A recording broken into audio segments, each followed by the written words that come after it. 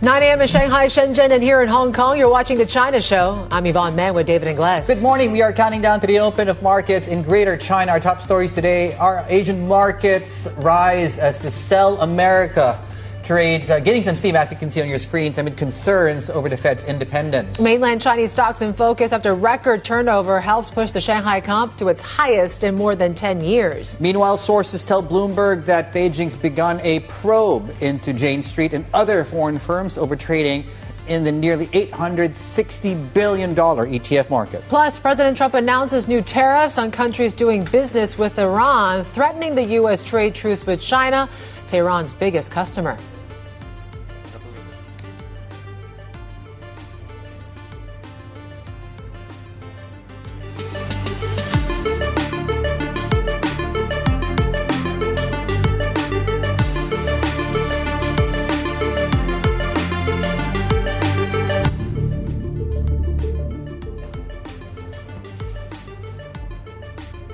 Good morning. Welcome to the China Show. Lots to get into today. And as you can see, the story across equity markets is an up arrow one. We're getting a few sort of drivers today across some of the support and the tailwinds coming through in these markets, right? Number one is Japan. And as you can see, that's a really strong tailwind, 3.5%. It's reopening today.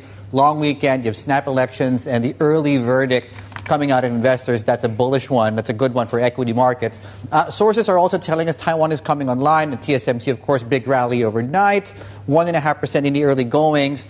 That we could be close to a deal, a trade deal with the United States. There's also the tech play that's playing out across the Kospi index. It also helps that the dollar has, without, I think today being the exception, of course, has still been on a downward trend. Dollar index is coming up, but as you can see, of course, the weakness as well in the Japanese currency offsetting what I just mentioned there. We're not trading near one-year low still on the Japanese currency as well. Now, of course, the other big headline, in case you missed that Donald Trump threatening tariffs for any place that does effectively trading with Iran. The market's simply just brushing that off as we speak. Precious metals very much in focus the last few days or so. We're seeing that, as you can see, pair back. Palladium futures down about 4%. Copper is also seeing a little bit of weakness going into the session today. A50 futures, a lot of focus is on the Chinese markets. Very, very strong session into the close here in Hong Kong. 3% up on the Hang Seng Tech Index. Separately, 1.5% gains into the close in the onshore markets. And we're talking about turnover, of course, $3.5 trillion for the very first time. Some strength coming through.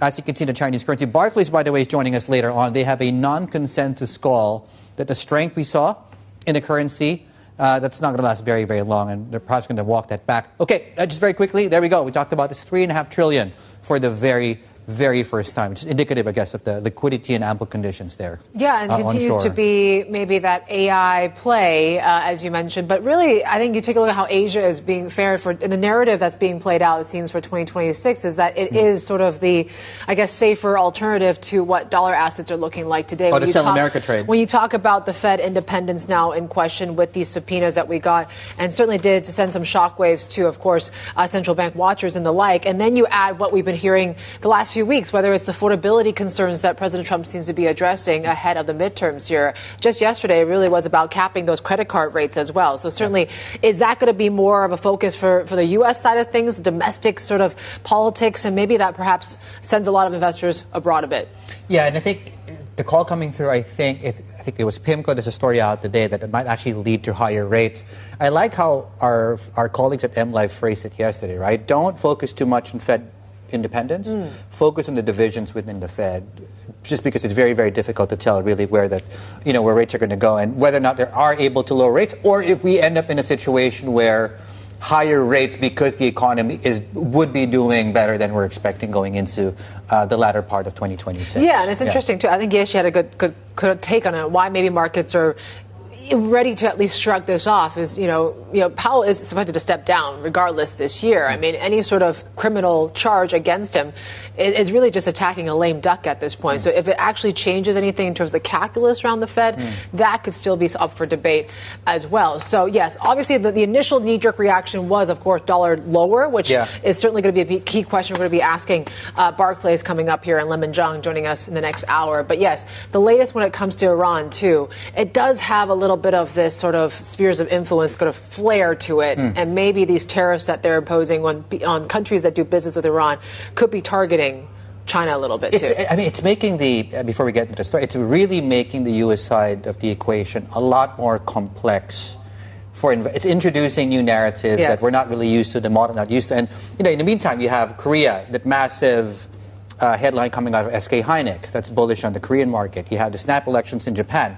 We see how Japan is reacting to that. We know this earnings story that's coming through in the Chinese mainland, right? All of these things present you with a shinier city on the hill compared to where you are with the U.S. But yes, let's get to that story right now. So 25%, that's the rate that Donald Trump says the U.S. will impose in terms of tariffs on countries doing business with Iran. That's supposed, of course. Now, Tehran's top trading partners include China, India. Let's bring in our Chief Asia correspondent, Rosalind Matheson, joining us from Singapore this morning to talk us through the details of what we know so far about this and how, Rosalind, this is going to work. Yes, what do we know and what are the intentions here? Well, there's a lot we don't know because Donald Trump announced this on social media saying, as you say, 25% tariff on countries that do business with Iran. But we don't know, is that on top of existing tariffs? If so, quite damaging potentially. When does it take effect? He says immediately, but normally these tariffs have come with a lag. That allows countries, companies, customs officials to get their heads around it and work out how it's going to work. So does it take effect straight away? If so, how is it going to work? What authority is he using to enact these tariffs? Is it the 1977 law that he's used for reciprocal tariffs? That, of course, is very much before the courts at the moment, the Supreme Court, for review and possibly to knock all those tariffs down. What impact might it have on some of these key customers, including China, India, obviously also Turkey, Russia? But also, will it change behaviour, if that's the goal of all of this? If you look at, for example, the penalties put on India over Russian oil, that did squeeze the Russian economy potentially, but has it changed Vladimir Putin's behaviour when it comes to the war in Ukraine? So would it actually do anything to shift the course of the Iranians? Because it seems authorities there, they've been willing for years to tolerate a lot of risk to their economy in order to continue to have their hold on power. And adding a 25% tariff for China, I mean, that certainly is going to ruffle some feathers, I'm guessing, in Beijing. To what extent do you think this could actually disrupt or at least impact this trade truce that the U.S. has had on China last year? Well, that's one of the big questions. Obviously, you've got this trade truce between China and the US that has been holding, all these underlying tensions that are still in reality there about the way that they interact both with business and trade and investment. But this trade truce has been holding. China's probably going to look upon this quite unfavourably because, of course, the US didn't come at them over Russian energy. They came at India instead, and that was Donald Trump really wanting to preserve some level of conversation with China when it comes to trade and not to really dent that relationship further. Is this something that could do that? But again, there's so much we don't know about this purported 25% tariff. Will it take effect? When does it take effect? How are they going to work out what it takes effect on? When it comes to countries like China. So you probably see Beijing take a real wait-and-see approach. We're only just going off Donald Trump's announcement on social media. Do we get clarity as the US day comes back around? And does China respond more fulsomely then? And just the latest specifically on the protests on the ground, we've heard from officials in Iran that they have quelled and, they're in full control, I believe is the term that they used. Security forces over what's taking place there. What do we know exactly?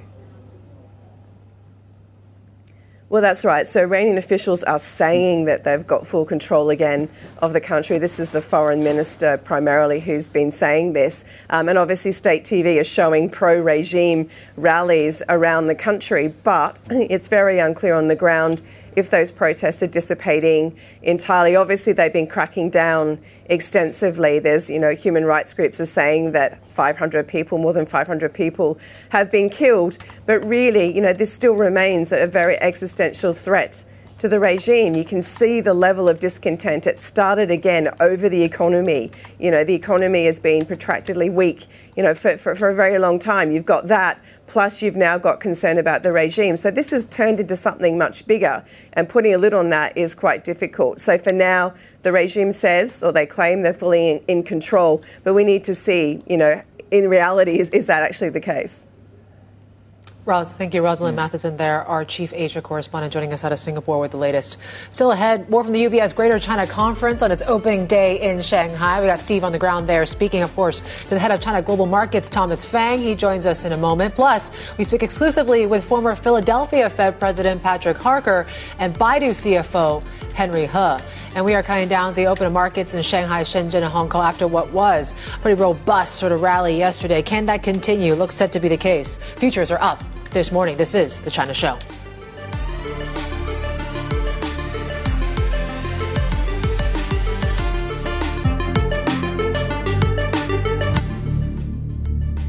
We saw a huge interest coming back on the Chinese markets.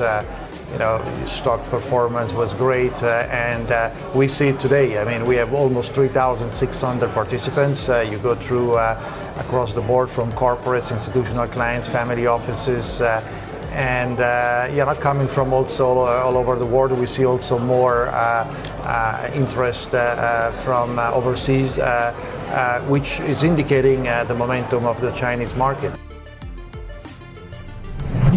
There you go. That was Sergio Ermotti, the CEO of UBS, speaking with us exclusively, of course, at the Greater China Conference at the back in Shanghai, where, of course, Steve will be joining us in a couple of minutes to talk us through, I think, specifically the outlook for Chinese equities. And the starting point really is a good one. So after the close, after the Monday session, with the exception of the CSI 300, which is a point or two, I believe, short of a 4-year high. It's been testing that we'll see. Shanghai Comp, decade high. Shenzhen, decade high. Chinese Index, 4-year high. Momentum's been indicated, and of course, we've talked about turnover, which has been very, very strong and active. And we'll talk about the earnings side of things, because everyone was saying last year that liquidity can only take you so far. It's really the earnings that have to play out and actually come back in a meaningful way for this rally to continue. So is that going to be the narrative for 2026? We'll talk a little bit more about that. You are starting to see some earnings upgrades when it comes to EPS.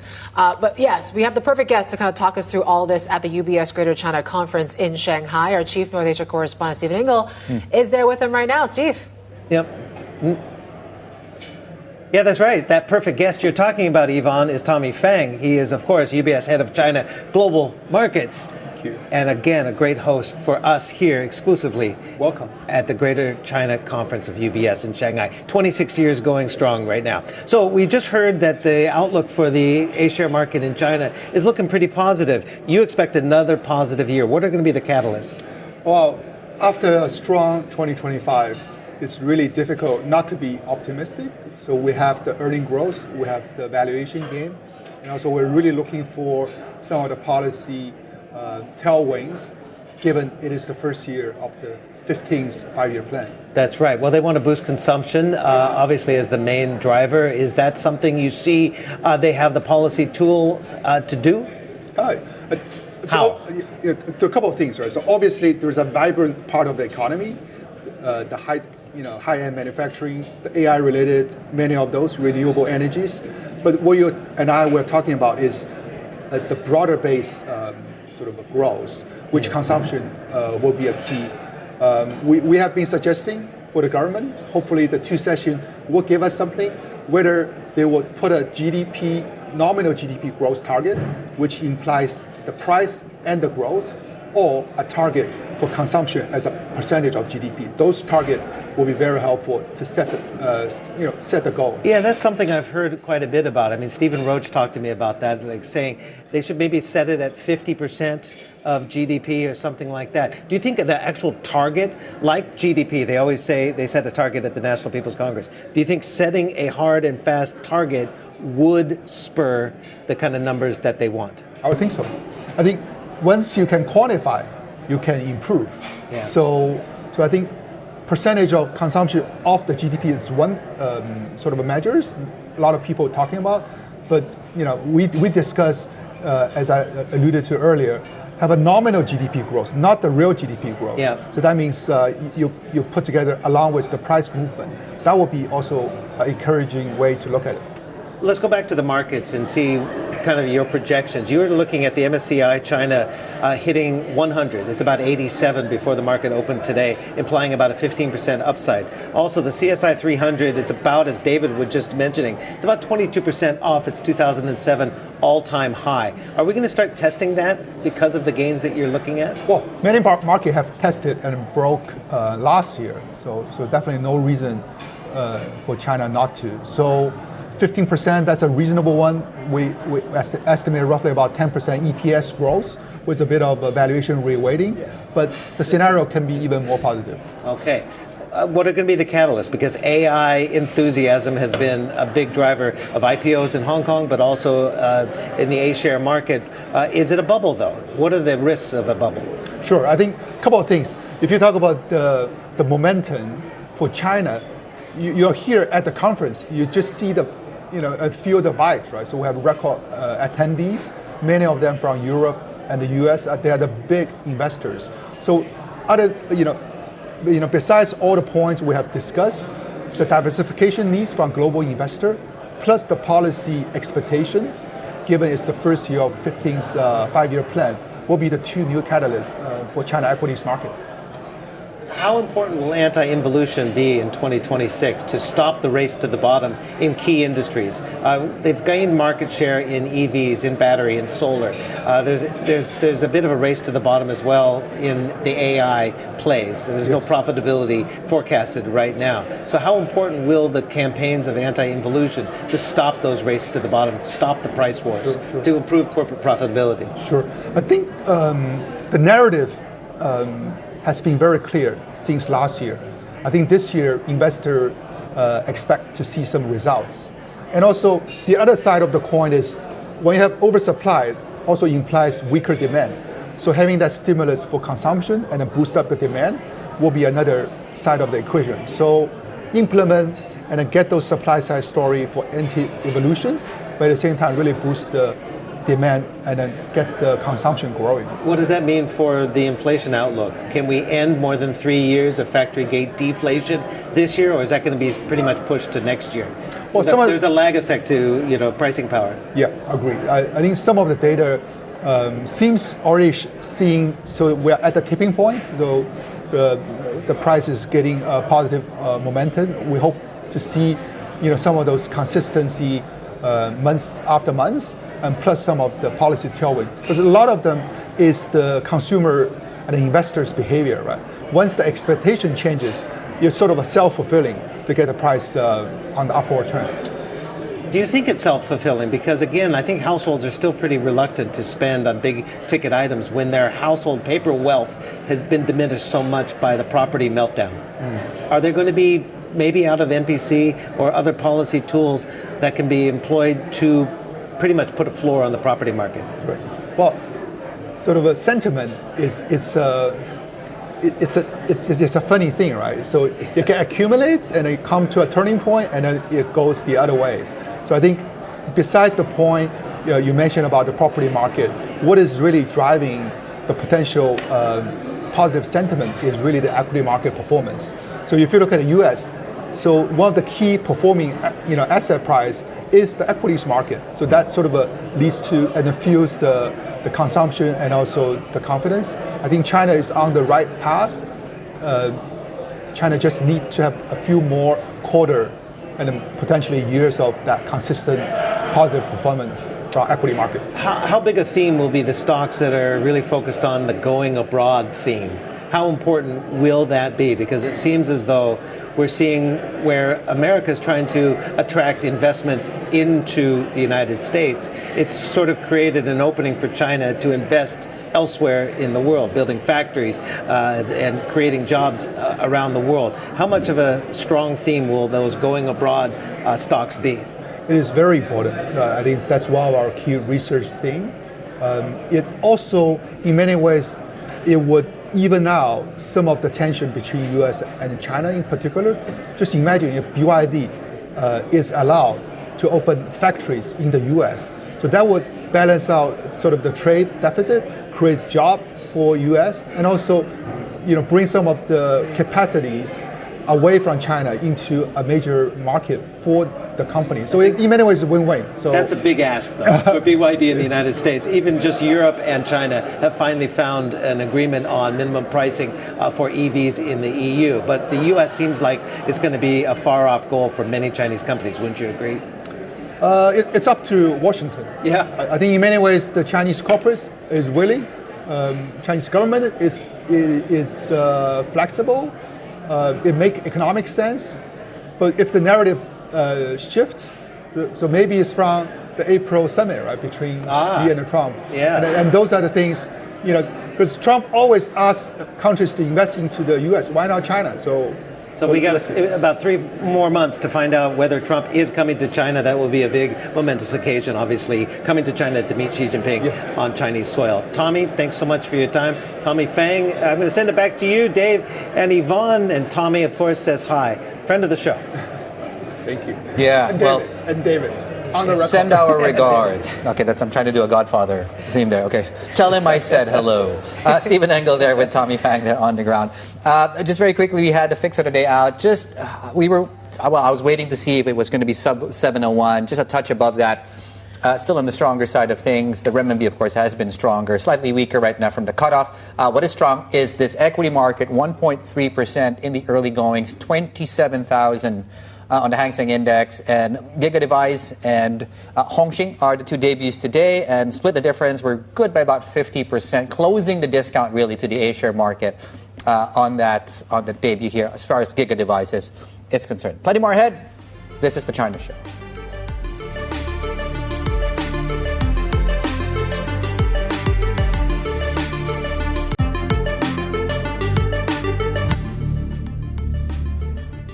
Plenty of superlatives to watch on your stock rally here today in China. So 10-year highs is what we saw in the Shanghai Composite yesterday. Still watching that record turnover that we saw yesterday as well. Renminbi strength certainly is a key theme. Some listings we talked to you about, GigaDevice we just talked about as well. EV sector, that's the key one today. Let's show what we see in the reaction here, given the fact that the EU and China seems to have compromised in a way of weighing minimum prices for EVs exported from China, replacing tariffs. That seems to be helping the EV sector today. Yeah, it really is. 5% ex-Pong, BYD's up 3%. So NIO, and as you can see, some of the other peers are outperforming early in the session. That's also to say that the rest of the market is also doing well, with tech up, give or take about 1%. Baidu's a stock we're tracking after the revisions there on the price targets. The opening bell is just ahead. This is the China Show.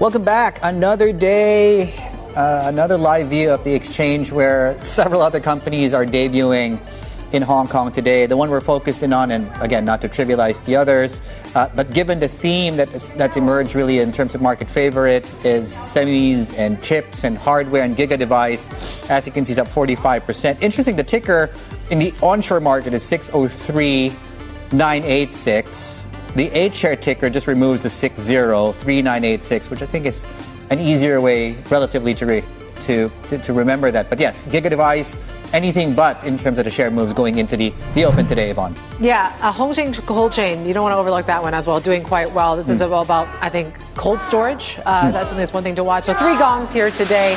It's going to be a banger. There you go. I told you so. Yes, another year, another day for an IPO for Hong Kong. There you go.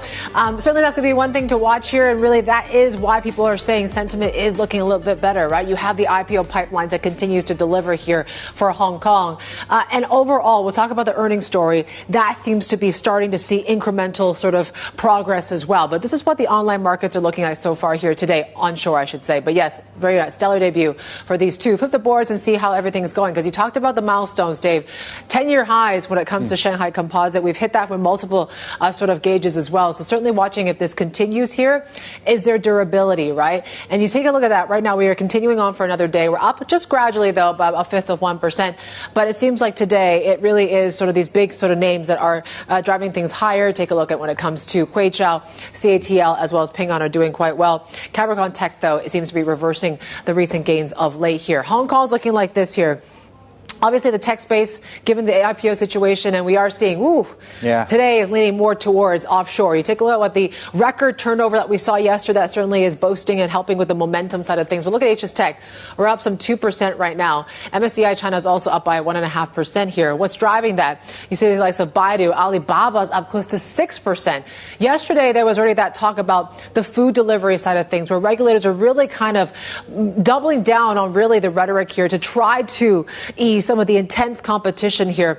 That seems to be the narrative, is that it's going to really drive profitability in some of these cases here. So that certainly is why you are seeing the likes of Alibaba, Meituan continue to see robust gains here this morning. Tencent's also up more than 2%. So tech, once again, getting that play here this morning. The dollar moves, of course, is still going to be the key thing, given the Fed discussion, the subpoenas from the Fed, and the potential criminal sort of investigation that's underway, right? Dollar is still on the softer side. We're still talking about 697 when it comes to dollar China. We do have Barclays' Lemon Zhang coming through. They have a non-consensus call when it comes to what renminbi is going to look like here. They're still holding, saying 725 for their one-year forecast because of the domestic side of things still look weak. Exports no longer can be a driving force for 2026. What is going to be driving, pardon the pun, is really the EV sector. So the EU as well as China seem to have reached some sort of agreement. They're weighing at least a minimum price when it comes to some of these EVs that are basically exported from China to the EU.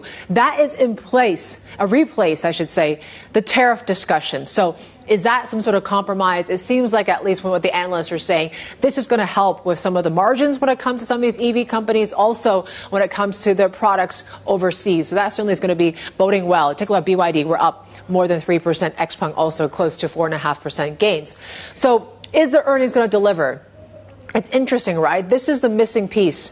And you have the likes of BNP Paribas Securities in China talking about how this year is going to be fundamentals first, where you really need to see earnings deliver. You're already seeing that in some of these upgrades when it comes to EPS estimates, right? They're actually continue to rise here. And what's been driving that? Well, you have tech sectors like tech, for example, where you have the whole idea of AI really starting the application side of things to really help with profitability, help with at least returns with AI. It's one of the few sort of markets where you actually are seeing the application side, the returns playing through when it comes to artificial intelligence. It's not just a pipe dream at this point. You look at other sectors like healthcare, for example, that continues to be firing on all cylinders here. Industrials as well. So those are the sectors that seem to be at least delivering on the fundamental side. Of course, there's still risks, though. We talk about how, investment continue to weaken once again. You talk about inflation or the lack of inflation. That are still things that are going to be a big constraint. Obviously, when it comes to President Trump as well, and really kind of curb China's global influence around the world as well. But for now, we are actually seeing the numbers behind maybe some signs of maybe improvement, and why we are seeing this rally play out here in 2026 in a very early stage. We've really waited a long time for that, right? After the market re-rated, and arguably we're not trading slightly above mean on the valuation. It's still at expansion. a discount, 30% discount. 36% discount to global stocks. Yes, right compared now. to the others. Yes, it's still at a discount. And then, of course, you do have, I like that, fundamentals first, right? Yeah. If the earnings improvement start to come. So let's attach some numbers to that. Our MSCI China, I'm looking at my terminal right now. 12% is the EPS expected growth through the end of 2026. So while perhaps last year, let me just maybe crowbar in a basketball NBA analogy, right? So John Morant will overpopulate your highlights, but Tim Duncan wins you multiple championships. So it's really the big fundamental, as they say. I'm just looking at some numbers here. Also in the early goings, Hang Seng Tech, 150% surge in volumes in the opening minutes. We're also looking at turnover here at about 200 billion onshore renminbi already in the first 5 minutes of trade. On the earnings front, the fundamental story coming out of Tommy Fang and UBS, here's how he phrased that a few minutes ago. Many markets have tested and broke last year, so definitely no reason for China not to. So 15%, that's a reasonable one. We estimate roughly about 10% EPS growth with a bit of valuation reweighting, but the scenario can be even more positive. And we also heard from Tommy's boss, Sergio Ermotti, earlier on at the conference. Have a look. last year was a quite important year for China. I think that we saw a huge interest coming back on the Chinese markets. Stock performance was great, and we see it today. I mean, we have almost 3,600 participants. You go through across the board from corporates, institutional clients, family offices, and coming from also all over the world. We see also more interest from overseas, which is indicating the momentum of the Chinese market. So I think that we believe this is going to continue. The secular trend supporting China in terms of growth in innovation, in technology, in biotech is here to stay, and investors are realizing that. What kind of deal flow, though, are you starting to see as we are starting to see China get some momentum? You talked about the stock market, the CSI 300 up about 17% last year. So it's gaining some steam, but also outbound deal flow seems to be growing quite a bit, whether it's investing in factories in Europe or in the global south. It seems like capital is not only coming into China, where foreign interest is obviously looking at that rebound, but also the capital is moving abroad. Yeah, I mean, look, it's a good mix of businesses, but when you look at, for example, the underweight of international investors to China, almost half, from around 2.5% in 2024 to 1.3% or so in 2025. So this is a significant change on a year-on-year basis, and this is the main driver. We continue to see a lot of activity around IPOs, particularly you saw the record IPO issues last year in Hong Kong, which are probably going to stay with us also in 2026.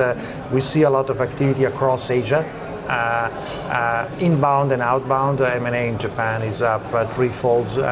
So in general, I would say that you will continue to see momentum of Chinese investors investing abroad, but also capital coming into the country. What's going to be your priority onshore for 2026? Last year you got the full 100% securities license. Yeah. What's going to be the priority? We are working on all of this. We also last year we also made a capital increase in our local entities, and I think this year we are now planning to launch a Panda bond.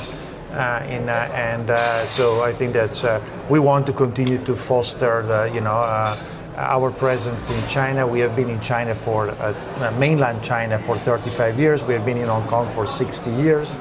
So this is really part of our core business. I mean, if you think about, we are managing in the region more than $1 trillion of assets, 800 plus in wealth management and 215 in asset management. So we want to continue to reinforce that position, but at the same time, our leading position in the investment bank across the board, and where we are a leader in the region and in China, mainland China particularly, and also in asset management through our very successful joint venture with ICBC. Sergio Ermotti, the UBS Group CEO, speaking exclusively to Bloomberg. Lots of good conversations coming up at those times, of course, so stay tuned for those. Of course, big macro conversation with Patrick Harker out of the Philly Fed. And also in the next hour, we're speaking with the Baidu CFO. Of course, as the company doubles down on AI, not just the company, of course, strategists have also doubled down quite literally when the stock price target there on Baidu. Yeah, I mean, it's just catapulted since December, really, when it comes to Baidu, thanks, of course, that AI chip unit spinoff and the like. Lots of excitement, of course, around the stock. Another news that we're tracking this morning, Bloomberg has learned that China is examining how Jane Street Group and other foreign firms participate in its nearly $860 billion ETF market. Sources say regulators are seeking information on activities carried out by brokers. Now, we're told that they're keen to understand trading patterns in the industry, especially after a crackdown on Jane Street in India. China is intensifying efforts to tax its citizens' vast undisclosed overseas assets as authorities attempt to plug a widening budget deficit. However, the crackdown remains patchy since the size of overseas investments is difficult to calculate. Local authorities are using big data to track down individuals and demanding that they self-declare any offshore income from 2022 to 2024. Right. We'll just take a short break. 11 minutes into the cash market session. We're doing well. 1.5% on Hong Kong benchmarks, flat on the Shanghai Comp, which has really led, if you had to pick one of the four on your screens, really led the rally. But the rest of the markets doing okay. This is Bloomberg.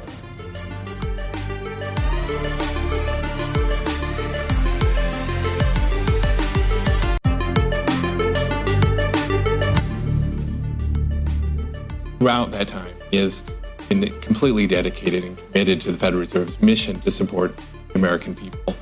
And throughout that time, he's proven himself to be a man of impeccable integrity and a man who has been calmly leading the Federal Reserve through times of heightened uncertainty and led us very effectively. That was John Williams there out of the New York Fed, the president, describing really Jay Powell, the chair, as a man of impeccable integrity. And certainly the framing of that is a perfect segue to Shanghai, where Steve is on the ground for us with the perfect guest to discuss all this. Steve. Yeah, that perfect guest is sitting across from me, Patrick Harker, the former Philadelphia Fed president from 2015 to 2025, just left in June. Yep. Before these latest fireworks are really hitting the Fed right now. You're also now the Wharton School Dean there in Philadelphia. I was the Wharton School Dean. Was the Wharton School Dean, yes. Yeah. But back in academia after the Fed, Philadelphia Fed. So what do you make right now of what is happening? You have told me that you care deeply for the Fed and the institution. How do you see some would say, a dismantling or an attempt of dismantling its independence? Yeah, emphasize attempted dismantling, because I think I'm an optimist. I think the majority of the leaders in this country, in the country here in China, around the world, and in the United States, understand the critical importance of the Federal Reserve System. I mean, it is a unique institution, and it is a critical institution to global markets, to global commerce, to our everyday lives. And to dollar supremacy as well. And independence of the Fed is absolutely essential. We know throughout history, every time that wall between the fiscal side of the house and the monetary side of the house gets breached, it never turns out well. We can go through examples in the world today of countries, we won't name them, but we know them, where it has been breached and it's not going well. For a very simple reason. People who are in charge want the economy to run hot. Yeah. But when it runs hot, inflation runs out of control. Right. And that's what we can't have happen. And so we need to defend, all of us, the former Fed people, everyone really, defend the fundamental independence of the Federal Reserve. How are we going to do this when there have been a number of steps put into place, including the DOJ and the subpoena, which could lead to some criminal litigation? We have seen Republican congressmen and women defend the Fed and the independence of the Fed. We had former Fed governors come out in unison talking about the need, but there seems to be a steamroller attempt by the White House and the DOJ to get what Donald Trump wants. But there is that pushback, because again, when you talk to members of Congress on both sides of the aisle, they understand this. They may have different rhetoric out in public, but you talk to them one-on-one, they understand how critical the Federal Reserve is, and they are going to push back. That's where I'm an optimist. I don't think they'll let this happen. Will it backfire on the Trump administration? It could, because be careful what you wish for, right, as the old saying goes. If you want to run the economy hot and inflation runs out of control, that's a problem for the administration. I mean, think about why Donald Trump got elected. One of the reasons was because he said he was going to bring prices down, the affordability issue. This would take it in the opposite direction, potentially. And that is devastating to the administration, but even more important, it's devastating to the American public. What's your view on the the inflationary impact of the tariffs. Some say the pass-through to the economy is already complete or already peaked, but others say no. 2026 is going to be the year where we're going to see it really rear its head. So I'm more in that camp, in that companies have been holding back for a while as much as they can, but you're starting to hear from contact after contact, we've got to start raising some prices. We can't live with these low margins forever. So it's not going to be wildly inflationary, the best estimates, but it is going to keep inflation up above where we want it to be, 2%. And that's the real problem the Fed has right now, is that it's stuck pretty much at 3%-ish. And that becomes a real danger, because if the Fed doesn't get it down to 2, then people say, well, it's incapable of doing that. So let's all just readjust to 3% inflation. And why stop at 3? That's what economists worry about, the unanchoring of expectations. So what does the Fed do then? Because again, you read Jay Powell's cut in December as sort of a reluctant cut, because there's silent dissent as well. And there seems to be an unusual split that you say you haven't seen before. Now, this split is quite unique. And if you look at the dot plot, the Survey of Economic Projections, you can see that dispersion of the dots, not just in this year, but in the out years and in the long run. I've not seen that level of dispersion in the estimates. I personally would not have cut in December. I think that I am more concerned right now about inflation.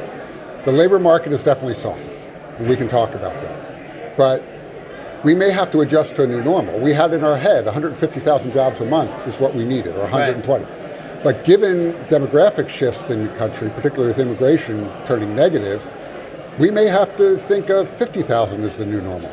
So what does Powell do? What does the FOMC do on the next meeting? Because I guess the dot plots say one more cut this year, maybe. Investors are hoping for 2. But Jay Powell, I'll read the quote from him. A very large number of participants agree that risks are to the upside for unemployment, as you just alluded to, and to the upside for inflation. So the rhetorical question is, so what do I do? What do we do? So it kind of feels like stagflation light, right? I think right now you sit there and let a lot of this uncertainty resolve, right? I mean, when you find yourself in the dark, you don't run full steam ahead. You take your time, right? And right now we're in the dark. There's a lot of issues still with the shutdown and the data quality that we're getting. There's just mixed signals coming from the labor market. Right, because those November numbers were a bit of an aberration, weren't they? Well, but there's a lot of issues around those numbers because of measurement issues. So let's take those with many grains of salt. And we're getting inflation tonight, I believe. Yeah, we're getting inflation. How important is that? Oh, it's an important number. Now, the last round of the inflation numbers, again, they were tainted by the... It ran hot. Well, a little bit hot. Yeah, it was a little complicated, though, because of the shutdown and how they had to impute certain values as opposed to measure them. I'm always skeptical when we have to impute a lot of stuff versus see it, with our own eyes in terms of prices. So I think right now they are in a tough spot, and I would just sit here. They're mildly restrictive right now, in my view, and that's probably the right place to be for now. Now, things can change. Lots of things change. This is one of the challenges we face, is the administration keeps changing policy. And new things come. And so what are companies doing as a result? The natural thing, unless they have to make the investment or it's right in front of them, it's clear, like data centers, you're going to do it. Yeah. You're going to wait. It sounds like you missed the fight. Oh, yeah. Do you miss the fight? Yeah, absolutely. But I can still fight from the outside, because this institution I'm passionate about, because I saw it for a decade inside of how dedicated the people at the Fed are to fulfilling their mandate for the American people, and really for the global economy. And I think it's worth a fight for them. All right, Patrick Harker, former Philadelphia Fed president over the last 10 years, on the sidelines, but still in the fight. Yes, sir. All right, Patrick, thanks so much for your time here at the UBS Greater China Conference in Shanghai. Back to you guys. What a great conversation, huh? Yeah, it was a great one. Thank you so much, Steve. We'll have more, of course, with Steve at the UBS Greater China Conference. And, of course, you can also check out the big take today is on all things the Fed, right? A Fed that fights back, threatens Trump's takeover plan. For terminal subscribers, that function is NI Big Take. It's also on Bloomberg.com. More exclusive interviews coming up as well from the UBS Greater China Conference. The Baidu CFO Henry He will join us in a few minutes to discuss how the company is navigating the AI revolution. This is Bloomberg.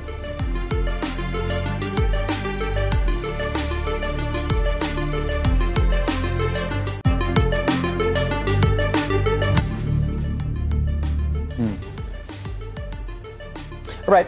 There are two sides to the tech story in the market today. One is when you look at specific names, and these are very, very specific and nuanced as pertains to some of these Chinese chips. So BWin Storage Tech, for example, down as much as 4.9. After announcement that China's chip fund is cutting its stakes in the specific company. So that's really more nuanced and quite expected. On the other side of it is really we're back to the big platforms, and maybe the market's starting to buy in to the bull case of regulation and it being able to, of course, alleviate some of the intense competition. Add to that some of the conversations around a deal with Europe on EVs. And all that together is giving you what you're seeing on your screens, a rally in Alibaba, Xpeng's up 3 and 4. And on top of that, of course, you have this big listing here, big listings again today, GigaDevice. We'll talk about that later, but also seeing substantial gains in the first 30 minutes of trade. Yeah, and as we start to see, right, it is the earnings side of things that might be taking the bigger role for this rally this year. In fact, the likes of BNP Paribas say market upside expected to be almost entirely profit-driven. Fundamentals first. You're watching The China Show.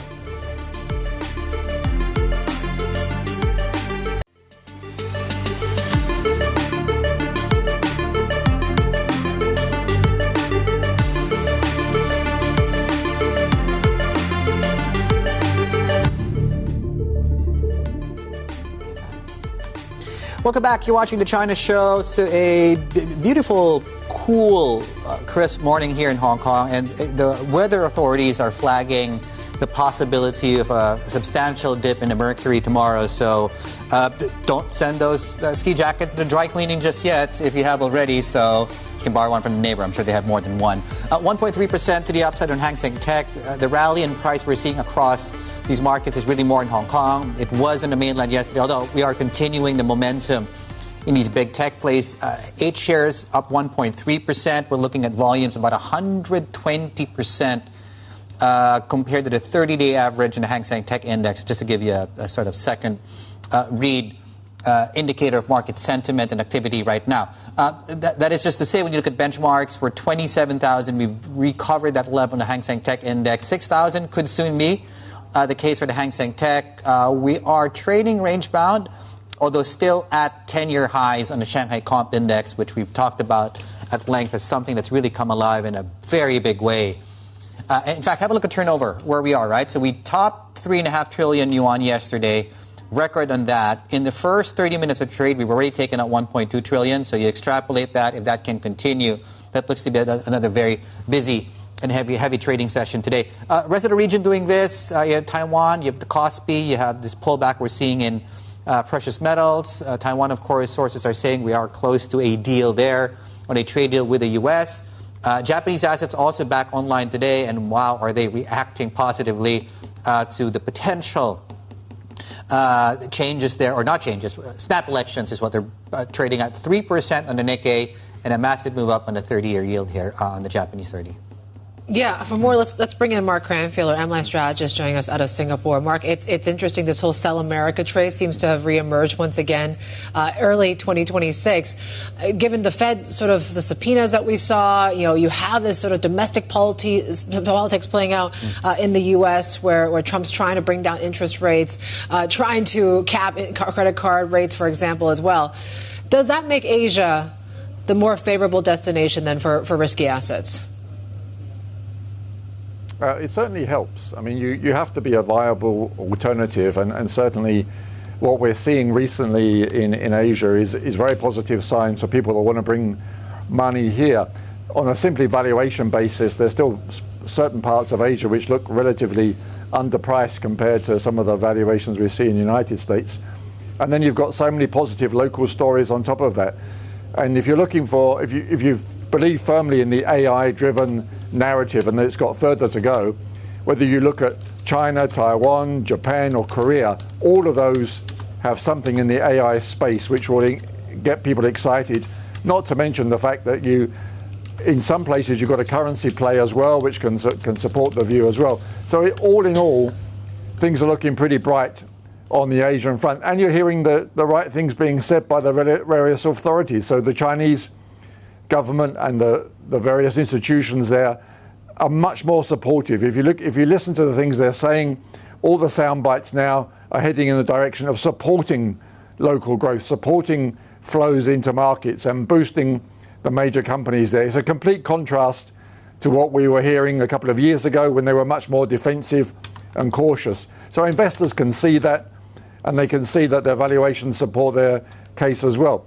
You're putting up all those numbers there for the Chinese markets. The primary ones, CSI 300, Shanghai Comp, all look very good. But if you look behind them, CSI 2000, the Star 50, some of the gains there are much more spectacular than you're seeing in the major indices. Small cap stocks are doing exceptionally well in China, which is a very good sign that money is filtering down to wider parts and is supporting a much broader market. So all in all, yeah, things looking pretty good in the Asian space.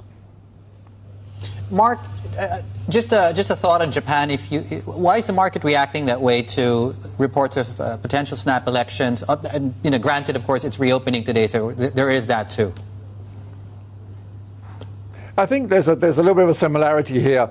Prime Minister Takaichi is seen as a bit of a Shinzo Abe type person, somebody who's going to boost growth a lot in Japan, spend lots of money to keep the economy going, keep the yen relatively weak, do what it can for Japanese exporters.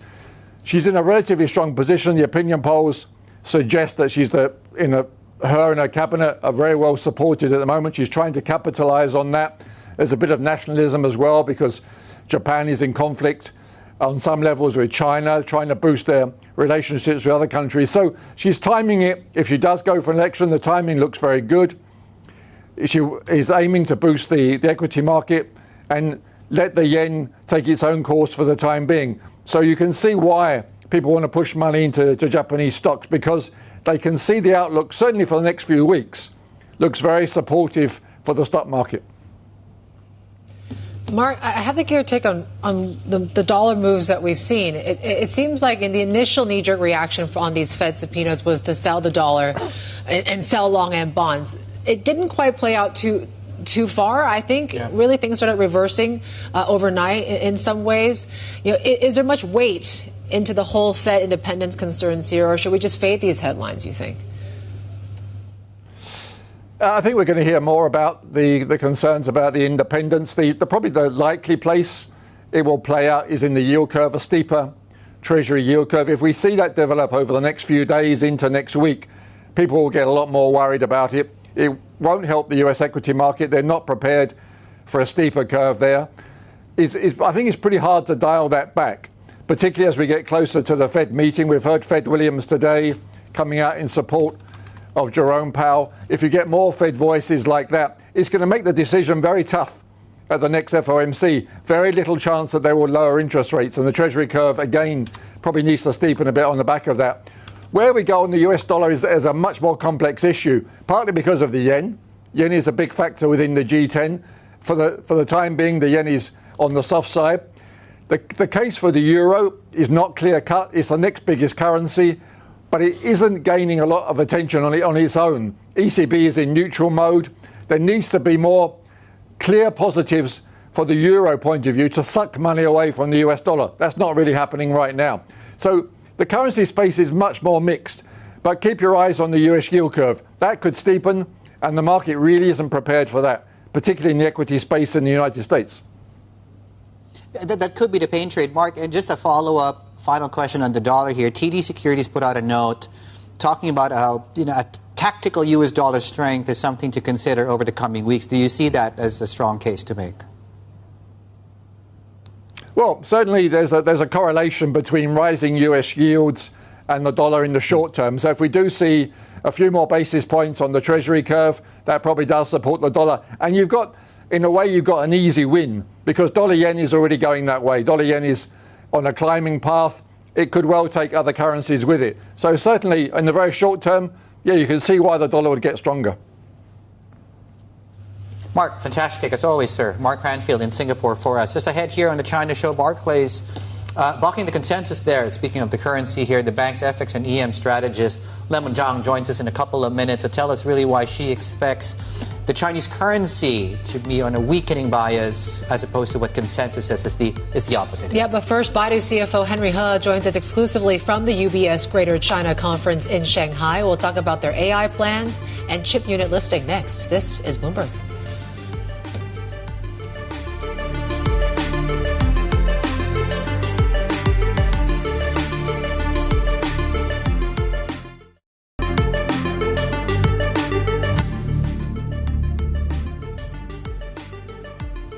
Yeah, the bulls are surrounding one particular stock. We're talking Baidu here today. Excitement seems to be building around the company's planned Hong Kong listing for its AI chip unit. And it's one of the few Chinese companies making the powerful accelerators essential for developing AI. And that puts it front and center in Beijing's push for tech self-reliance. Much of the concerns last year was about, the core business is not doing quite well. But no, really, you take a look at how the stock has really surged since December, early days, and you are starting to see the optimism around this company, considering this listing of Kunlunxin. Now, sources have told us this IPO could raise as much as $2 billion, with banks including CITIC and Huatai Securities helping arrange that offering. Please tell us when. Steve, please tell us when, Steve.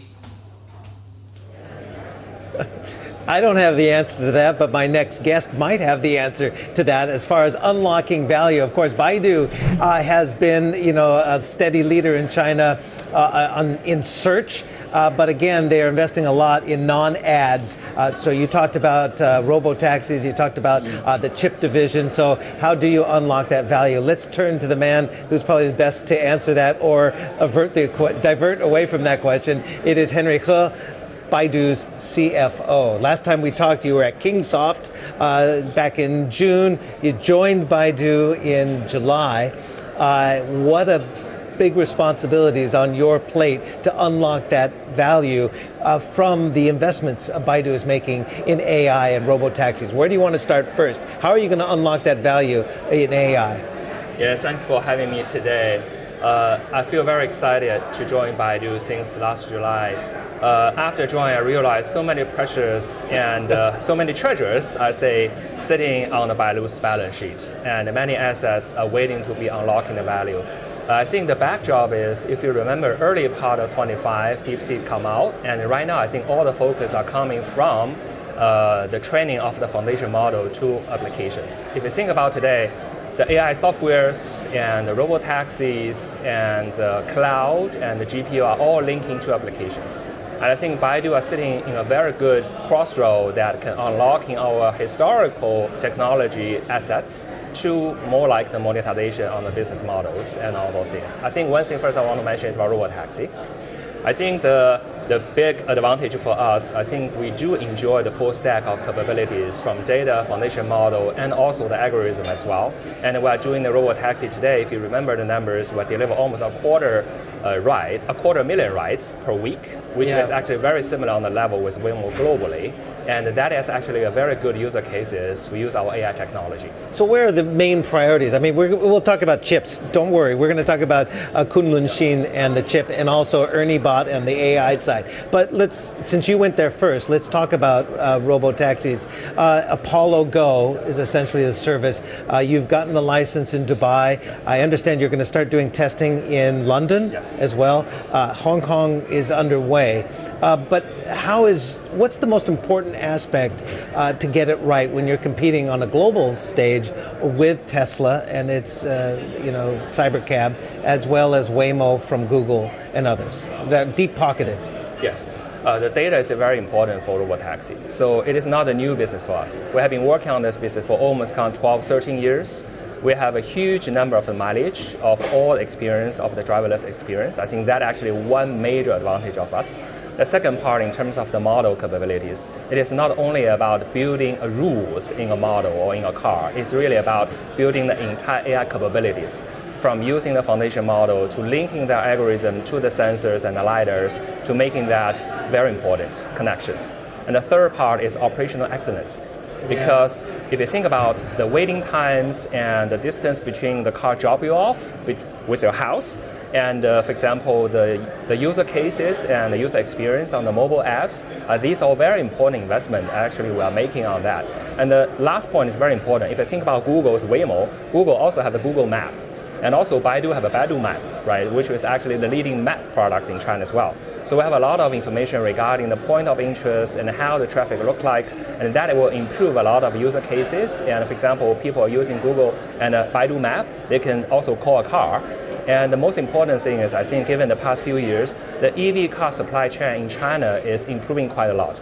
So we can producing a car as a very cost advantage model in China and using that cost advantage to actually working with the global markets. So today we are seeing a great benefits when we have a partnership with Google, with Lyft, with Uber, and with Lyft globally, especially in Europe countries and the Middle East countries, we enjoy a lot of headroom in terms of potential uplift of the margin profile because we have the cost advantage, but also we are enjoying the markets globally. Right. So if you combine all your AI endeavors, including the robo-taxis, but including as well the chips division, which is likely to soon go IPO in Hong Kong. In addition to your large language model, the various multimodal Ernie, I think it's Ernie 5.0, Ernie bot right now.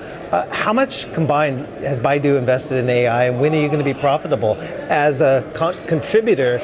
It's increasingly contributing to revenue, but when can it all combined be a contributor to profitability? Yes, sure. It's a very important question for CFO.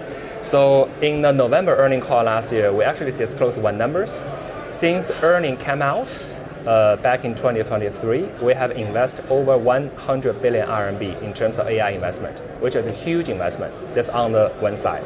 On the other end, we do see a great return on that. For example, right now, our cloud revenue increasing about 128% on a YOY basis in Q3 for the AI cloud. And also we are seeing over kind of 200% growth on the AI search transformation. So for example, last year we only have 3% of the contents are generating for the AI for our traditional search, but right now this number is increasing to about 18%, and we're seeing kind of 3 digits increasing on the traditional search to the AI news search. And also for the robotaxi, as I mentioned, it's actually deliver over 250,000 rides every week, and we're seeing that number is on accelerated growth paces. So I think the investment, we are seeing the good trends of the monetization and the computing on the return. How do you see the difference between how AI is evolving in China versus what we've all been following very closely in the Mag 7 and what's happening, OpenAI and others in the United States? Essentially, there are concerns about over allocation of capital and not getting the kinds of returns. So there could be potentially a bubble. China, there are bubble concerns as well, but there's a bifurcated AI space in China as well. The big boys, like you and Tencent and ByteDance and Alibaba, and then there are new up-and-comers that are hitting the market in Hong Kong, like Minimax and others, those LLMs that are starting to make a dent. But you guys have the capital base. Is there a bubble forming as well in the investment in China because of the overinvestment?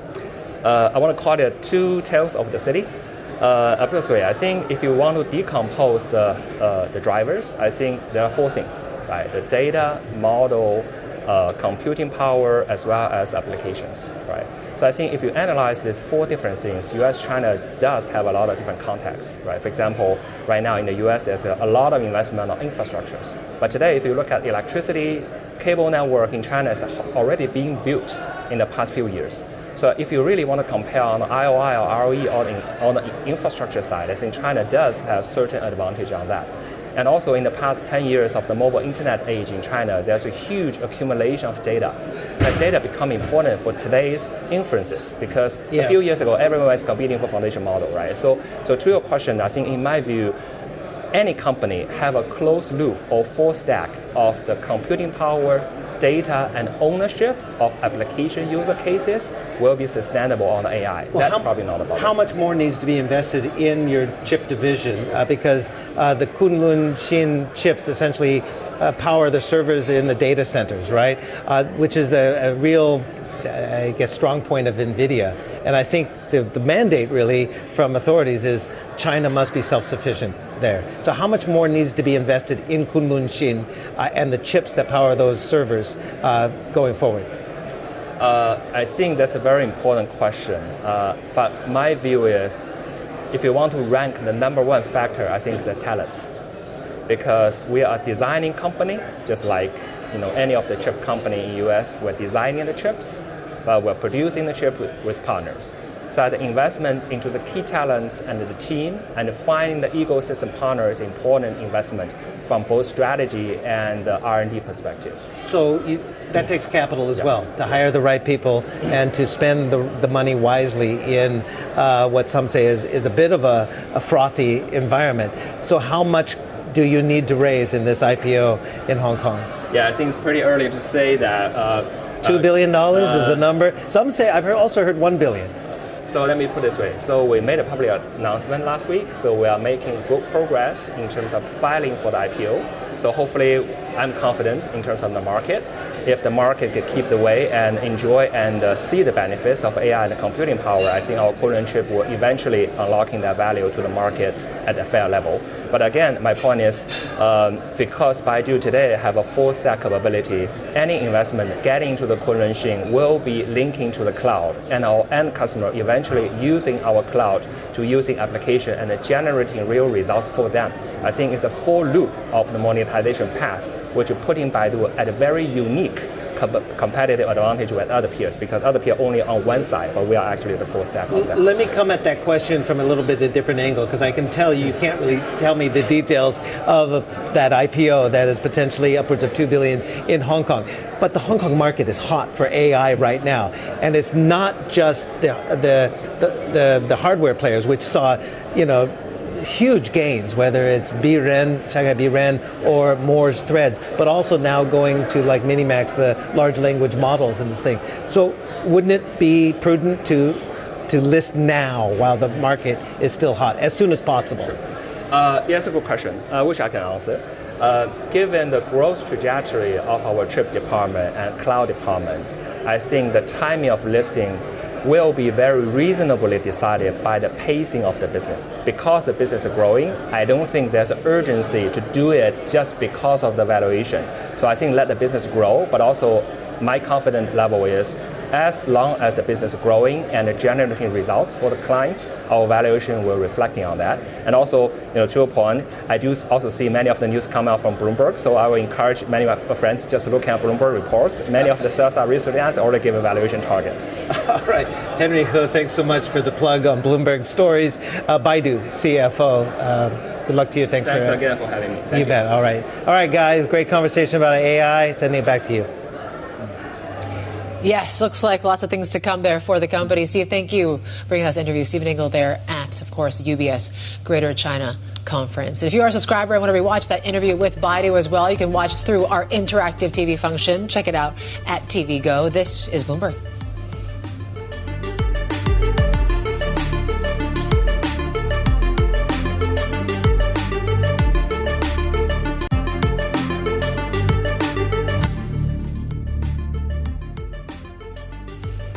Right, we're going to go through some big movers across the region right now. So Hyundai Group stocks, as you can see, are rallying quite substantially. This is really being put down to still the buzz around the company or the group's humanoid robot and robo-taxi businesses and endeavors in that scenario. So we're looking at double-digit gains across most.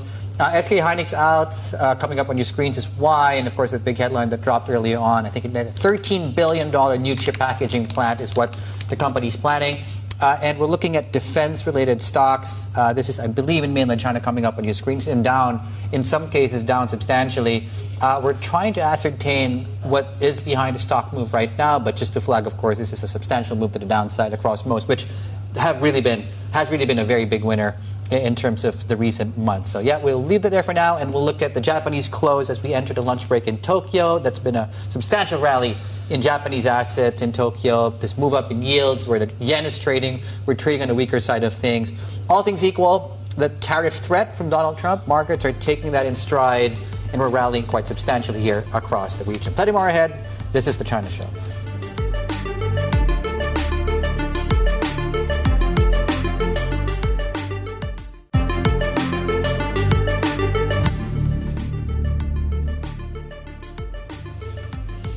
11:29 a.m. in Tokyo. Japanese markets will head to that break, of course, in just a moment. And yes, it certainly has been a very fruitful day in Tokyo, just given that we just come back from that holiday. And really, it's a catch-up story, given the reports locally about how there could be a potential snap election there. And you kind of get this sort of Abe-like sort of reaction that maybe this means more fiscal measures there to boost growth there and maybe asset prices. There you go. Nikkei 225 is up some 3% here right now. Yen is very much trading on the weaker side, just given that reaction we've seen. 158 levels for dollar yen. Yeah, our colleague Sherry is not a big fan of a weak currency. Being based there, right? And she's also going to have her hands full when she gets back there because of potentially what's going to go on there. So all the best to you, Sherry. We're here to support you. On top of that, though, the region is looking good. So Japan is obviously adding to the benchmark today, 3% there, 1% in the region. We're also good in Korea, Taiwan. And Hang Seng Index, about an hour into the session, about 1% to the upside. So we're getting a lot of support across many fronts here. In terms of sector breakdown, all but one on the regional look here. The dollar index on the Bloomberg one, so that's a weaker currency, a weaker Asian FX complex compared to the US dollar. The one group, so we talked about Korean car makers, Hyundai specifically. And, of course, we're also getting something to talk about as it pertains to these EVs in China, which are moving quite substantially. Yeah, maybe potential progress when it comes to the EU discussion here. What we're seeing in some of these EV makers is definitely a positive reaction to this sort of what they're considering, right? The EU is now mulling replacing these steep tariffs with minimum prices on what these Chinese exports are going to look like here. Let's bring in our transport reporter, Danny Lee, on what could they be considering here right now? Yeah, we are seeing proposals from Brussels on minimum pricing on imports of Chinese EVs into Europe, and it's going to be significant because it gives clarity finally to the Chinese EV makers about the way forward, and automakers more broadly about how they try to handle such a key market and still continue to sell particularly increasingly popular Chinese EVs into a really big market such as Europe. And so that's why you see the shares rising today. You see the likes of China's the world's biggest EV maker, BYD, popping, as well as the likes of Leapmotor and Geely as well, and the broader industry as well rallying. So you talk about the way forward. The market is reacting quite positively. Obviously not completely remove all the uncertainty, but what is the way forward? How much more clarity do we need, really, to make the bull case? So the next steps will be for the Chinese automakers to offer their own proposals, taking into effect the subsidies that they have received, state subsidies, and to offer their own minimum pricing. And then it'll be up to the European Commission to determine whether they will accept that proposal or not. And therefore, depending on how long it will take, because I think clearly time, not necessarily of the essence, but I'm sure automakers would love to see this range of tariffs being imposed of up to 35% be removed. So, but for now, it hasn't actually stopped the likes of the European consumer buying heavily into Chinese EVs and hybrids already. All right, Danny Lee there, our Bloomberg transfer reporter. Yeah, what this does for margins, for their expansion, of course, and sales, certainly could be beneficial, as some analysts have said already. Let's take a look at some of the currency side of things here, because, it's been a heavy news flow. Obviously, when it comes to the dollar, we saw quite a reaction yesterday on the back of the news that, there is going to be these Fed subpoenas and the Justice Department's moves into the investigation into Jay Powell and the renovations around the Fed as well. Joining us now is Lemon Zhang, FX and EM macro strategist at Barclays. We'll talk a little bit more about your non-consensus call on the renminbi in just a minute, Lemon, but I want to get your take on the dollar moves that we've seen. It seems like it's the clean expression that we saw on bond markets, given these Fed subpoenas. The dollar seems to be a bit more complex, the outlook there, given that we continue to see a very weak yen. The euro has also been a bit more steady, given that the ECB is more on kind of neutral sort of stance. So what assumptions are you making for the dollar for this year? Thanks, Yvonne. Nice to be on the show. In fact, our dollar view is a little bit contrarian as well compared with our competitors in the street. What we believe that the 1.5% of euro rally against dollar in December is likely driven by a one-time off factors, like you have equity diversification flows coming in. And last night, as you mentioned, is a good example. Like, yes, dollar probably weakened a little bit as a negative reaction to the news on the Fed. But at the end of the day, if you look at U.S. fundamental, it still looks resilient, or like better than market has acknowledged so far. Last week's non-farm payroll is a good example. Jobless claims has been falling. Unemployment rate looks okay. That's why, and that combined with a firmer core CPI over the next few months, as we believe because the negative impact coming from the government shutdown start to fade. Those has driven our U.S. economists to delay the Fed cut expectation to June and December this year from previously just Q1 and Q2. So I think, and the market pricing actually is in line with the call, like just two more cuts for Fed. So if you look at the U.S. fundamental, it's actually better than what people has been expecting. And what we believe will drive in dollar strength over the next year or next few years is the AI capex spending cycle. Obviously, in the history, there's no AI-related investment cycle, but we can use internet-related or from 2010 to 2016 when U.S. managed to crack down how to make shale oil and shift from oil importers to oil exporters. All those innovation period come with investment cycles actually driven by actually results dollar strength for a prolonged period of time, which we believe this time the AI capex spending will repeat the same. So, I mean, you really highlight a good point. The market could be sleeping on not really discounting the possibility of a relatively stronger dollar than what most people expect. That's one half of the dollar-China equation. And I know your non-consensus call is that, the Chinese currency might be pushing too strong, and too many people think that it's a one-way trade that's going to go stronger. Lay out the case for yuan weakness in your view short term. Okay, I think maybe for this week or next week, we'll still look for maybe some dollar CNY downside because there is the year-end seasonality, which is like Lunar New Year end seasonality, so which means the Chinese exporters tend to sell dollar into Lunar New Year end because they need to pay like bonuses to their employee, pay logistic bills to their upstream firms and stuff like that, and hence you always have this dollar supply before Lunar New Year end. But our observation is such dollar supply flow tends to slow down or just completely pause 2 to 3 weeks before Lunar New Year. So let's say this year the Lunar New Year is mid to late Feb, which means such dollar supply will start to slow down over the next few weeks.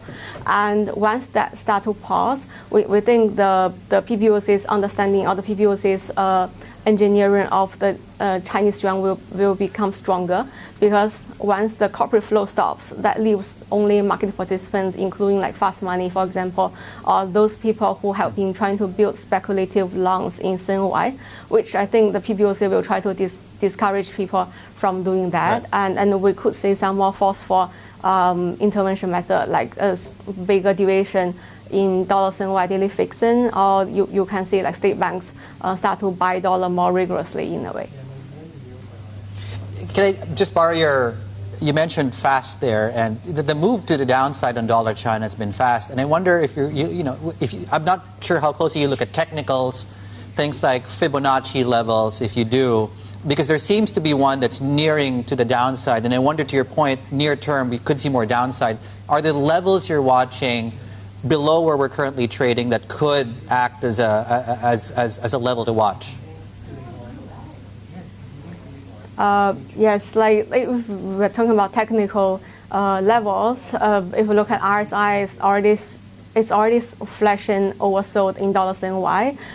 But if you look at like Fibonacci levels, for example, for the past 5-year history of dollar CNY, it just breaks 7. That's why more market participants have been chasing downside because they believe 7 is a big level or a key psychological level.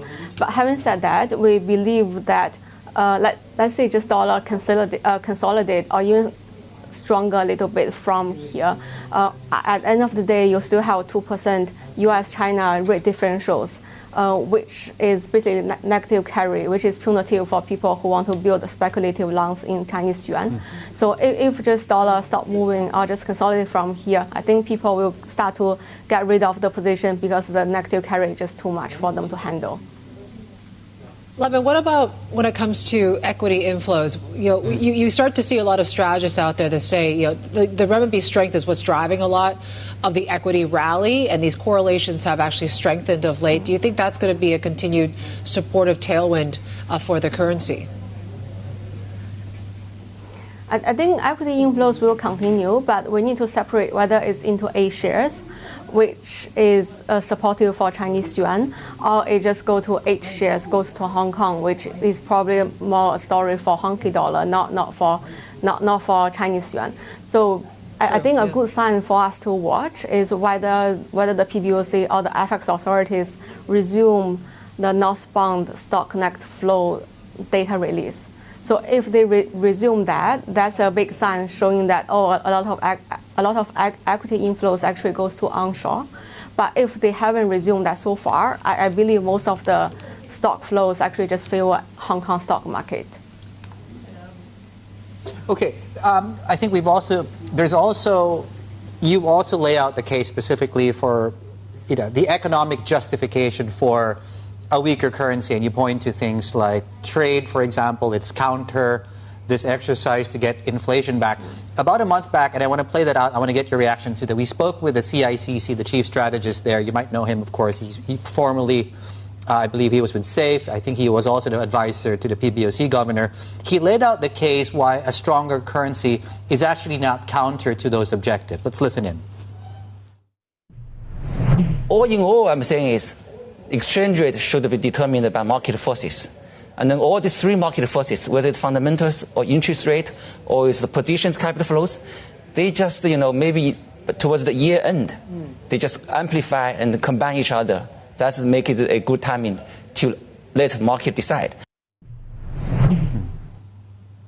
And I just wonder what the economic case is for a weaker currency and why you think that's perhaps more justified. I think if you look at the balance of payments, for example, trade surplus has been super wide or significantly wide over the last 3-4 years. It's not only a 2025 story, but why Chinese yuan has been so weak in 2023 or 2024. It's just because, yes, exporters have the dollar surpluses coming from the trade, but they have been refused to convert just because they want to enjoy over 5% of dollar deposit rate, and there's like lack of good quality asset onshore that give you high yield. So that mindset will still continue. I mean, as I mentioned just now, we are still talking about 2% of dollar China rate differentials for 1 year. And yes, you could have some onshore equity rally, but after you convert, how much you can actually only invest in equities. So there is some diversification purpose concerns as well, for the exporters to convert. And after all, the Chinese corporates still facing supply chain relocation initiatives, which means they are building factories overseas more and more. And which means they have been earning dollars in a significant way if you look at trade surpluses. But at the end of the day, their dollar liabilities is higher as well, which means they have been spent in dollar in the end. So I think that plus the lack of good quality assets onshore has been driving them to stay in dollars instead of converting more than what they are supposed to be. And that's what we believe after Lunar New Year as well. So the dollar supply from exporters will slow down. And back to your question, David, yes, if you look at fundamentals, it's still relatively subdued. The labor market is still subdued. Young people are difficult to find jobs. Inflation will be lower. Like our China economists just lower their annual CPI forecast from 0.8% to 0.4% for this year, because the Chinese yuan has been stronger. That's why the importing inflation pass-through has been lower as well. So all in all, the economic fundamentals still points to a slightly weaker yuan, and combined with our global view that the dollar should somewhat strengthen from here by 2 to 3% by end of this year. That's why we look at dollars and yuan higher. Lemon, thank you so much. Lemon Zhang, FX and EM macro strategist. She's with Barclays, joining us out of Singapore. Thank you so much for the time and laying out the case there for a weaker currency. Okay, you might have seen it already. This concerns Van Ke, and I'm just going through the details to get this accurate. So it looks like the company is asking to extend this grace period again. And the reason we say again, because this seems to pertain to the specific yuan, the local currency bond that matured in December 15. And of course, we've had conversations around that specific one being extended, the grace period there. So our understanding is this one, the company is asking or presented revised proposals specifically to extend that local bond, including pledges of collateral, longer grace period. That's according to people familiar with what's going on there. But yes, that's an ongoing story, clearly a developing story, and we'll try to ascertain more information on this story. Shares up 2.5%.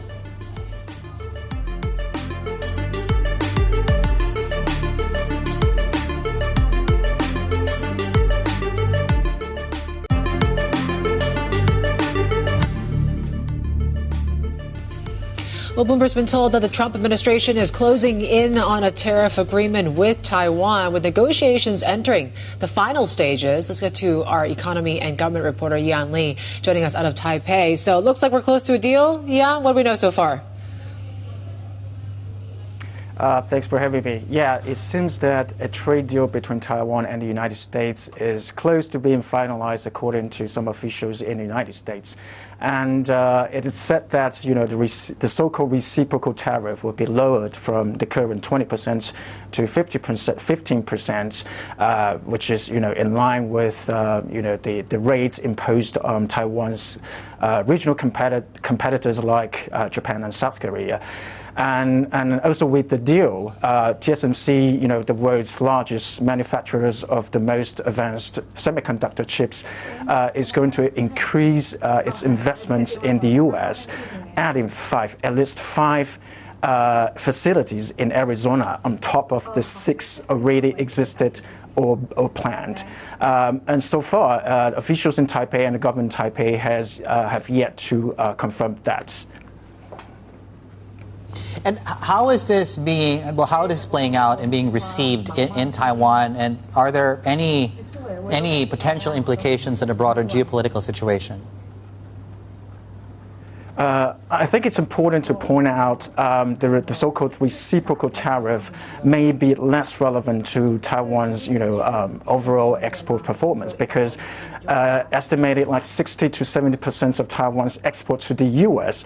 are still exempt from the current tariffs imposed by Trump administration, because they are now still under investigation, the Section 232 investigation by the U.S. Department of Commerce. But still, by successfully lowering the tariff rate, the reciprocal tariff rates, I think it's going to be a very critical win for the Taiwan's President Lai.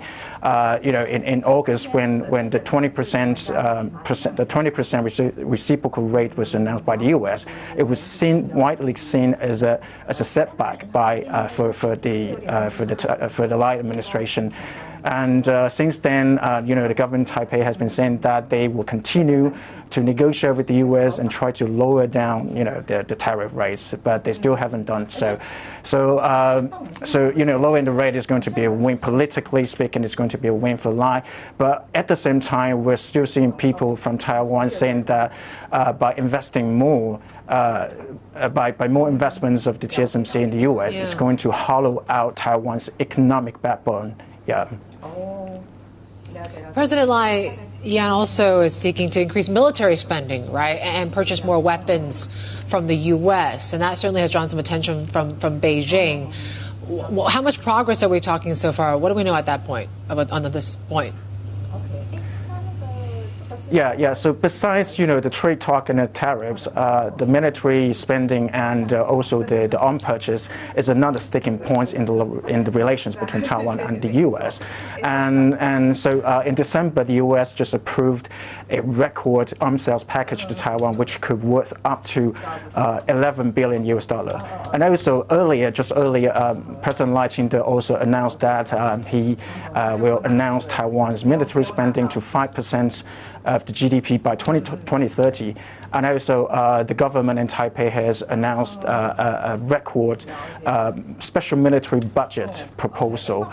But the special military proposal is still being, is still in limbo because the opposition parties in Taipei, which now hold the parliament, which now hold the majority in parliament, has been, boycotting and block the special military budget from advancing for 6 times. So, but the general belief is that under the U.S. pressure, the military spending and the military special budgets will eventually, pass in Parliament and in the face of growing threats from China. Yep.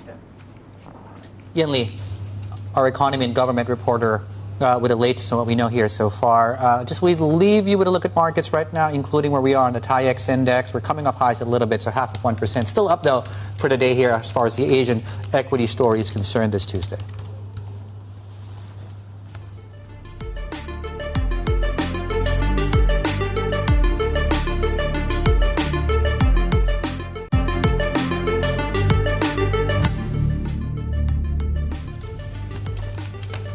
Right, welcome back. Chinese insurers in focus up. I would imagine one would be because the equity market's doing well, and we've seen a correlation between the revival of the bull market and, of course, the fortunes that somewhat are realized from a financial perspective among the insurers. Apart from that, EPS, Morgan Stanley coming out and basically talking about how the prospects are also favorable from a fundamental perspective, EPS and price to earnings.